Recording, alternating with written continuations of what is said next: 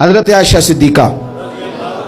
رضی اللہ تعالیٰ عنہ فرماتی ہیں ایک عورت تھی اور اسے نبی پاک صلی اللہ تعالیٰ علیہ وسلم نے وہ کلمہ پڑھ کے مسلمان ہوئی، مدینہ طیبہ آ گئی تو حضور نے مسجد نبوی شریف میں اس کے لیے مکان ایک سادہ سا کمرہ ساتھ مسجد کے بنوا دیا، وہیں رہنے لگی۔ اکثر وہ سیدہ طیبہ کے پاس آتی تو حضرت عائشہ صدیقہ رضی اللہ تعالیٰ عنہ فرماتی ہیں وہ بڑی باتیں سناتی اور آخر میں کہتی وہ ہار والا دن بھی بڑا عجیب دن تھا اور میرے رب کی قدرتوں کا دن تھا، وہ بھی بڑا عجیب دن تھا۔ سیدہ عائشہ صدیقہ رضی اللہ تعالیٰ عنہ ایک دن فرمانے لگی کہ تو ہار والے دن کا بڑا ذکر کرتی ہے، وہ کیا دن تھا؟ تو خاتون کہنے لگی اماں جی وہ دن تھا جب میرے رب پر بھروسہ اور مضبوط ہو گیا، جس دن میرا اپنے رب پر توکل اور بڑھا، میرے ایمان میں یقین میں اور پختگی آئی۔ کہنے لگی میں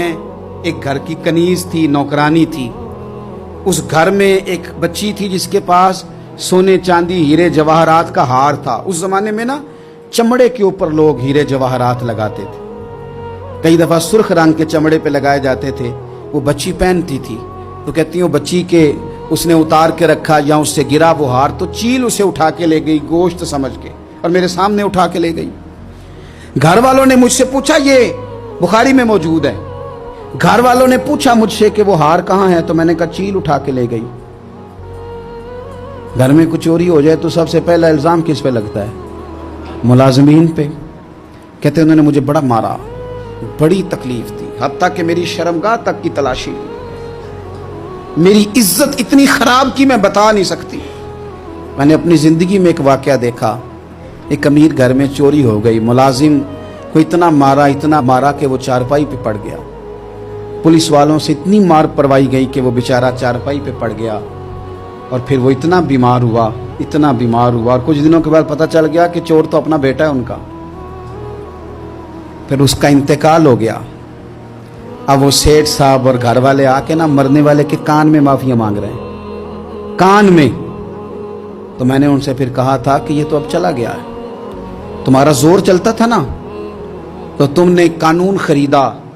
اور تم نے اسے جتنا ہو سکا تم نے اسے مار پڑوائی،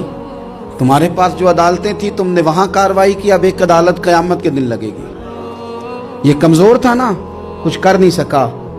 میرے نبی پاک صلی اللہ علیہ وسلم نے فرمایا سن لو، اگر سینگ والی بکری نے بغیر سینگ والی بکری کو تکلیف دی ہوگی نا تو قیامت کے دن اسے بھی بدلہ دینا پڑے گا کہ تیرے پاس سینگ تھے اور تو نے اسے مارا تھا۔ وہ خاتون عرض کرتی ہے سیدہ عائشہ کی خدمت میں کہ مجھے بڑا مارا، مجھے تکلیف دی، میں کہہ رہی تھی کہ میرے سامنے چیل لے گئی ہے پر وہ نہیں مان رہے تھے، اماں جی انہوں نے مجھے بڑا مارا۔ حضرت عائشہ صدیقہ کہتی ہیں پھر کیا ہوا؟ کہنے لگی اماں جی جب کوئی میرا مددگار نہ رہا، مجھے تکلیف دے رہے تھے، رسوا کر رہے تھے، تو میں نے اپنے رب سے مدد چاہی، میرے رب کی طرف میں نے توجہ کی، میں نے کہا مالک اب تو ہی میرا مددگار ہے۔ کہتی ہے وہ مجھے مار رہے تھے تو وہ چیل جو ہار لے گئی تھی وہی لے کے واپس آ گئی